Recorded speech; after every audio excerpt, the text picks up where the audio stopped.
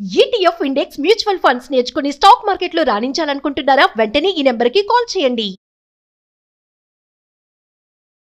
నమస్తే, welcome back to Suman TV. నేను మీ Sanjay. Loan apps and credit cards. ఇప్పుడున్న యువతలో 100కి 90 మంది దగ్గర క్రెడిట్ కార్డ్స్ అనేవి ఉంటున్నాయి. ఆ క్రెడిట్ కార్డ్స్ ఇచ్చే లోన్ వల్ల ఎంత ఉపయోగం ఉందో, ఆ లోన్ కట్టకపోవడం వల్ల వాళ్ళు చేసే హెరాస్మెంట్స్ కూడా అన్నీ కాదు. కానీ ఇచ్చేటప్పుడు ఇలాంటి విషయాలన్నీ ఎవరు పరిగణించుకోరు, ఎవరు తెలుసుకోరు. కానీ కట్టవలసి వచ్చినప్పుడు ఇబ్బందులు మాత్రం మామూలుగా ఉండవు. ఇలాంటి ఇబ్బందులు ఎదురైన వ్యక్తులు కానీ, ఇలాంటి ఇబ్బందులు ఎదురైతే ఏం చెయ్యాలి అనే విషయాలపై ఈరోజు మన గురించి కొన్ని పాయింట్స్ చెప్పడానికి ఈరోజు మనతో పాటు ఉన్నారు తెలంగాణ హైకోర్టు అడ్వకేట్ వెంకట్ శెట్టి గారు. మరి సార్తో మాట్లాడి క్రెడిట్ కార్డ్ గురించి, లోన్ యాప్స్ గురించి కొన్ని విషయాలు తెలుసుకుందాం. నమస్తే సార్. నమస్తే సార్. సార్, చూసారు కదా, బయట హెరాస్మెంట్స్ అనేవి బీభత్సంగా పెరిగిపోతున్నాయి. అసలు ఇవి ఇల్లీగల్ అని తెలిసినా కూడా ఈ లోన్ ఏజెంట్స్ అనేవాళ్ళు రెచ్చిపోతున్నారు.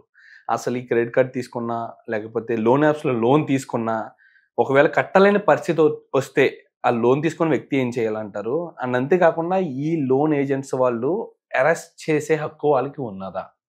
ఫస్ట్ ఆఫ్ ఆల్ ఏంటి అని అంటే, వీళ్ళు లోన్ ఇచ్చేటప్పుడు ఆ పర్సన్ శాలరీ కూడా చూడాలి. సో వీళ్ళు ఏదైతే తనకి శాలరీ ఎంత వస్తుంది, తన ఈఎంఐ పే చేయలేస్తాడా చేయలేవడా అని చూసుకోకుండా, ఒక్కొక్కళ్ళ శాలరీ చూసుకుంటే 1 lakh ఉంటుంది. సో వాళ్ళ ఈఎంఐలు ఆల్మోస్ట్ 1.5 2 lakhs దాకా ఉంటాయి. సో వాళ్ళు ఎలా పే చేస్తారు, పే చేయలేస్తారా లేదా అనేది కూడా చూడాలి. బికాజ్ ఎందుకనంటే, ఒక ఇన్కమ్ ఒక 1 lakh ఉంది అని అంటే, అందులో అట్లీస్ట్ ఒక 40% 50% ఈఎంఐ పే చేసేంత క్యాపబుల్ ఉన్న అమౌంట్ ని వాళ్ళు ఇవ్వాలి.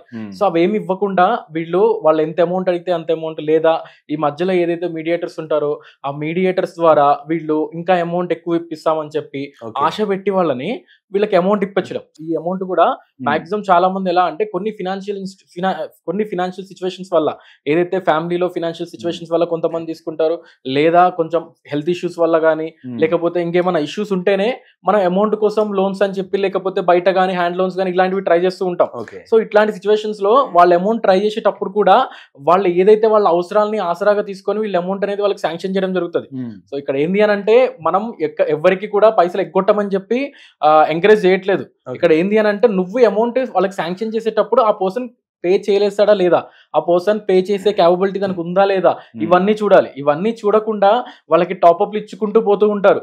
సో వాళ్ళ శాలరీలు, నేను చెప్పినట్లుగానే ఒక అమౌంట్ అనేది శాలరీలు ఉన్నాయంటే వాళ్ళకి ఇన్కమింగ్ కంటే అవుట్ గోయింగ్ అనేది ఎక్కువ ఉంటుంది. సో ఈ సిచ్యువేషన్స్ వల్ల వాళ్ళు ఆటోమేటిక్ గా ఫినాన్షియల్ క్రైసిస్ లోకి వెళ్ళిపోతారు. సో ఎప్పుడైతే ఒక సిచ్యువేషన్ ఇంకా బ్యాడ్ అయిన సిచ్యువేషన్స్ లో వాళ్ళు ఎప్పుడైతే ఈఎంఐ పే చేయడం లేట్ అవుతుందో, ఒక 1 month ఈఎంఐ అనేది పే చేయడం లేట్ అవుతుందో, ఆ నెక్స్ట్ డే నుంచి వాళ్ళకి టార్చర్ అనేది స్టార్ట్ అయిపోతుంది. సో ఇందులో కూడా ఏదైతే ఈ రికవరీ ఏజెంట్స్ కానీ, లేకపోతే బ్యాంక్ ఏజెంట్స్ కానీ, వీళ్ళు ఎవరైతే ఉంటారో వీళ్ళలో కూడా బకెట్ సిస్టమ్ ఉంటుంది అనమాట. ఒక 5 bucket సిస్టమ్ ఉంటుంది. ఫస్ట్ బకెట్ లో ఒక రకమైన టార్చర్, అండ్ సెకండ్ బకెట్ లో ఒక రకమైన టార్చర్ అని చెప్పి, సో అది ఏదైతే పెరుగుతా ఉంటే వాళ్ళకి ఆ టార్చర్ ఇంకా ఎక్కువైతా ఉంటది. సో ఇక్కడ తెలియంది ఏంది అని అంటే, వీడు ఎప్పుడైతే ఈఎంఐ పే చేయడం లేట్ అవగానే వీళ్ళు వాళ్ళ ఫ్యామిలీ వాళ్ళకి కాల్ చేయడం, లేదా వాళ్ళ ఇంటి పక్కన వాళ్ళకి కాల్ చేయడం, లేదా వాళ్ళ ఆఫీస్ దగ్గరికి వెళ్ళి కానీ, వాళ్ళ ఇంటి దగ్గరికి వెళ్ళి కానీ న్యూసెన్స్ క్రియేట్ చేస్తా ఉంటే, నీకు వాడు అమౌంట్ ఎలా దొరుకుతాయి వాడికి? ఇప్పుడు ఆఫీస్ దగ్గరికి వెళ్ళి న్యూసెన్స్ క్రియేట్ చేస్తుంటే వాడు జాబ్ పోయింది అనుకోండి, వాడు పొట్టగొట్టినట్లే. వాడు రేపు పొద్దున ఈఎంఐ ఎలా పే చేస్తాడు? అండ్ అదే కాకుండా వాళ్ళ రిలేటివ్స్ అందరికి కాల్ చేస్తూ ఉంటారు. సో వాడు ఒకవేళ వాళ్ళ రిలేటివ్స్ లో అమౌంట్ అడుగుదామన్నా కూడా అక్కడి నుంచి కూడా అమౌంట్ పుట్టవు వాడికి. అక్కడ తీసుకొచ్చి ఇక్కడ ఏమైనా కట్టాలి అన్న, ఇంటి దగ్గరికి వచ్చి న్యూసెన్స్ చేస్తారు. ఇంటి పక్కన అడుగుదామంటే వాడు ఇవ్వడు, అంటే ఆల్రెడీ అప్పుల్లో ఉన్నాడని. ఎగ్జాక్ట్లీ మీరు అన్నట్టు ఇక్కడ న్యూసెన్స్ అనేది కామన్ అయిపోయింది ప్రతి ఒక్కరు కూడా. లోన్ ఏజెంట్ అనేవాడు అసలు లోన్ కట్టలేని పరిస్థితిలో ఉన్నప్పుడు సంథింగ్ రాబట్టుకోవడానికి వచ్చినప్పుడు ఖచ్చితంగా కొంచెం హార్ష్గా ఉంటారు. కానీ మీరు అన్నట్టుగా కొన్ని అసాంఘిక మాటలు మాట్లాడడం, ఎదుటి వాళ్ళని నీచంగా ప్రవర్తించడం, మీరు అన్నట్టు ఆఫీస్కి వచ్చి న్యూసెన్స్ క్రియేట్ చేయడం, వీటి వల్ల పరుగు పోతుంది. ఆ రైట్స్ వాళ్ళకు ఉన్నాయంటారు నిజంగా? ఇక్కడ ఆర్బీఐ గైడ్ లైన్స్ ప్రకారం ప్రతి ఒక్క బ్యాంక్ వాళ్ళు కానీ, ఫినాన్స్ ఇన్స్టిట్యూషన్స్ కానీ, వాళ్ళందరూ కూడా రికవరీ ఏజెంట్స్ ని రిక్రూట్ చేసుకునే రైట్స్ ఉన్నాయి. బట్ ఏదైతే వాళ్ళ ఇల్లీగల్ మెథడ్స్ అనేది యూజ్ చేస్తున్నారు కదా, అట్లాంటివి వాళ్ళకి లేవన్నమాట. అట్లాంటి రైట్స్ వాళ్ళకి లేదు. అసలు ఏ రైట్స్ ఉన్నాయంటారు? ఇప్పుడు మీరు అన్నట్టుగా ఆర్బీఐ గైడ్ లైన్స్ ప్రకారం ఒక రికవరీ ఏజెంట్ ఒకవేళ ఇంటికి వెళ్తున్నప్పుడు ఐడి కార్డ్ అనేది కంపల్సరీ. అండ్ అదే కాకుండా నీకు విజిటేషన్ కాపీ అనేది కంపల్సరీ బ్యాంక్ నుంచి.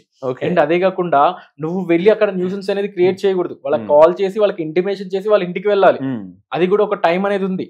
అది కూడా ఒక కన్సర్న్ టైం అనేది ఉంటుంది. ఆ టైం ప్రకారమే నువ్వు వెళ్ళాలి. అండ్ సండే కానీ సండేస్ వెళ్ళకూడదు. సో ఇట్లాంటివి చాలా ఉన్నాయి అనమాట. సో ఇవేమి వాళ్ళు పట్టించుకోరు. సో ఓన్లీ వాళ్ళ ఇంటి దగ్గరికి వెళ్ళడం, న్యూసెన్స్ క్రియేట్ చేయడం. ఆర్బీఐ గైడ్ లైన్స్ ప్రకారం ఎక్కడా కూడా నువ్వు న్యూసెన్స్ చేయని చెప్పి ఎక్కడా లేదు. వాడి కనుక అమౌంట్ పే చేయలేడు, ఈఎంఐ పే చేయలేకపోతున్నాడు, నువ్వు వెళ్ళి అక్కడ న్యూసెన్స్ క్రియేట్ చేయని కానీ, లేకపోతే అక్కడ గలాటా క్రియేట్ చేయమని కానీ, లేకపోతే వాళ్ళని అబ్యూజివ్ లాంగ్వేజ్ తో మాట్లాడమని కానీ, వాట్సాప్ లో టెక్స్ట్లు పెట్టమని కానీ ఎక్కడ లేదు సార్. ఓకే, నువ్వు అమౌంట్ రికవరీ ప్రాసెస్ ఏదైనా కూడా లీగల్ వేలో వెళ్ళాలి. నువ్వు రికవరీ ఏజెంట్ వెళ్ళి ఒక రిక్వెస్టింగ్ అడిగి, దాని తర్వాత ఒక లీగల్ గా ఒక అడ్వకేట్ తో ఒక లీగల్ నోటీస్ అనేది ఎవరైతే లోన్ తీసుకున్నారో ఆ పర్సన్ కి బ్యాంక్ త్రూ కానీ ఫినాన్స్ ఇన్స్టిట్యూషన్ త్రూ కానీ ఒక లీగల్ నోటీస్ పంపించిన తర్వాత నువ్వు కోర్టు త్రూ రికవరీ సూట్ వేసుకోవాలి. సో ఇవన్నీ ఎవరు ఫాలో అవ్వట్లేదు. ఓన్లీ ఏంది అని అంటే వాళ్ళ ఇంటికి వెళ్ళాలా, కూర్చోవాలా, టార్చర్ పెట్టాలా. సో దీనివల్ల వాడు రేపొద్దున్న దీనివల్ల ఏమైతుందంటే ఎవరైతే హెరాస్మెంట్ ఫేస్ చేస్తున్నారో ఆ పర్సన్ వేరే వాటి మీద ఫోకస్ చేయలేడు. సో ఇప్పుడు ఏదైతే ఈ టార్చర్ వల్ల వాడు రేపు పొద్దున్న జాబ్ గినక వేరే జాబ్ చూసుకుందామన్నా జాబ్ ఉండదు, జాబ్ చూసుకోలేడు, దాని మీద ఫోకస్ చేయలేడు. సో లేదు ఒక వేరే బిజినెస్ చేద్దామన్నా అది ఫోకస్ చేయలేడు, అమౌంట్ ఎక్కడి నుంచి తీసుకొద్దామన్నా అది ఫోకస్ చేయలేడు. ఏం చేయాలంటారు ఇప్పుడు ఈ టైంలో? సొల్యూషన్ ఏంటంటారు? సో ఇక్కడ చాలా సొల్యూషన్స్ ఉన్నాయి. బికాస్ ఈ సొల్యూషన్స్ అంటూ ఎవరికి తెలియకపోవడం వల్ల చాలా మంది సూసైడ్ చేసుకోవడం జరుగుతుంది. సో మనం ఇవాళ రేపు చూసుకుంటే బెట్టింగ్ యాప్స్ లో చాలా మంది సూసైడ్ చేసుకుంటారు. ఈ బెట్టింగ్ యాప్స్ లో నుంచి వాళ్ళకి అమౌంట్ ఎలా వస్తున్నాయి? ఈ బెట్టింగ్ యాప్స్ లో అమౌంట్ ఇన్వెస్ట్ చేయడానికి ఎలా వస్తున్నాయి? చాలా మంది యాప్ లోన్స్ అని చెప్పి ఇట్లా లోన్స్ తీసుకొని కార్డ్స్ త్రూ పే చేసిన వాళ్ళే ఉన్నారు చాలా మంది. ఇవాళ రేపు చూసుకుంటే ఒక 20 years 25 years వాళ్ళు జాబ్ కూడా ఉండదు, వాళ్ళు సూసైడ్ చేసుకున్నారు. బెట్టింగ్ యాప్స్ లో అమౌంట్ లాస్ అయిపోయి వాళ్ళకి ఎక్కడి నుంచి వస్తాయి అమౌంట్? ఏదైతే ఈ లోన్ యాప్స్ త్రూ కానీ, లేకపోతే ఇట్లా ఏదైతే క్రెడిట్ కార్డ్స్ కానీ. సో లోన్ యాప్స్ లో కూడా మనం ఏదైతే అమౌంట్ తీసుకుంటున్నప్పుడు ఎల్లో అని ఉంటది అనమాట. ఏదైతే టర్మ్స్ అండ్ కండిషన్స్ తర్వాత కాంటాక్ట్స్ ఎల్లో అని చెప్పి గ్యాలరీ ఫోటో, ఈ స్టోరేజ్ ఫోన్ లో ఉన్న స్టోరేజ్ మొత్తం వాళ్ళ దాంట్లో డేటా స్టోరేజ్ అయిపోతుంది. ఎప్పుడైతే పే చేయవో అప్పటి నుంచి వాళ్ళు నీ కాంటాక్ట్ లిస్ట్ లో అందరికి కాల్ చేయడం, అండ్ అదే కాకుండా నీ ఫొటోస్ ని మార్పింగ్ చేసి బయట పోస్ట్ చేయడం కానీ, లేదా వాడికే వాట్సాప్ చేయడం. సో ఇట్లాంటివన్నీ క్రియేట్ చేసి అండ్ సార్ వన్ థింగ్, ఇప్పుడు మనం ఏదైనా బ్యాంక్ లోన్ తీసుకుంటే దానికి నామినీ అనేది ఉంటారు. ఇప్పుడు మనం ఒక సాక్షి సంతకం అనేది ఆ బ్యాంక్ లోనే అకౌంట్ హోల్డర్ ద్వారా ఒక సాక్షి సంతకం పెట్టించి లోన్ అనేది ఇప్పిస్తూ ఉంటారు. మనం అవైలబుల్ లేనప్పుడు ఆ వ్యక్తికి కాల్ చేయడం అనేది కామన్ థింగ్. కానీ ఇక్కడ లోన్ యాప్స్ వాళ్ళు మన కాంటాక్ట్ లిస్ట్ లో ఉన్న ప్రతి ఒక్కరికి కాల్ చేసి ప్రతి ఒక్కరికి మేము లోన్ తీసుకున్నాం కట్టలేదని చెప్పేసి చేస్తుంటారు. లోన్ యాప్స్ వాళ్ళు డైరెక్ట్ గా వాళ్ళకి కాల్ చేసేసి పలానా పర్సన్ మీ నెంబర్ రిఫరెన్స్ ఇచ్చేసి లోన్ తీసేసుకున్నాడు, నువ్వు పే చేయాలని చెప్పి చాలా సిచ్యువేషన్స్ లో రూడ్ గా మాట్లాడే కేసెస్ ఉన్నాయి చాలా వరకు. అండ్ అదే కాకుండా వీటి వల్ల వాడు అమౌంట్ ట్రై చేయాలన్నా దొరకదు. కొన్ని రూరల్ ఏరియాస్ లో అయితే డైరెక్ట్ ఇంటి దగ్గరికి వెళ్ళి మీరు ఇప్పుడు ఈఎంఐ పే చేయలేకపోతే మీకు డైరెక్ట్ పోలీస్ వాళ్ళు వచ్చి మనం తీసుకెళ్తారంటారు. బట్ ఇది complete civil nature, A police person involve car. But దీని మీద ప్రాపర్ నాలెడ్జ్ లేకపోవడం వల్ల చాలా మంది ఈ భయంతో, ఏదైతే వాళ్ళు హెరాస్మెంట్ చేసే టార్చర్ తో వాళ్ళ ఆ భయంతో సూసైడ్ చేసుకునే కేసెస్ కూడా చాలా ఉన్నాయి. అండ్ అదే కాకుండా కొంతమంది పిచ్చోళ్ళై రోడ్ల మీద తిరుగుతున్నారు, ఏం చేయాలో అర్థం కాక ఎవరికి కనపడకుండా ఫోన్లు స్విచ్ ఆఫ్ చేసుకొని సో భయపడుతూ తిరిగిన వాడి సిచ్యువేషన్స్ కూడా చాలా ఉన్నాయి. సో వీటన్నిటికీ ఫుల్ స్టాప్ ఏంది అని అంటే మనం అవసరమైతే నియరెస్ట్ పోలీస్ స్టేషన్ కి వెళ్ళి డైరెక్ట్ గా కంప్లైంట్ ఇవ్వచ్చు. అలానా రికవరీ ఏజెంట్స్ నా దగ్గరికి వస్తున్నారు, నేను ఈఎంఐ పే చేయలేకపోతున్నాను, నన్ను వచ్చి టార్చర్ పెడుతున్నారు అని చెప్పి కంప్లైంట్ ఇచ్చుకోవచ్చు.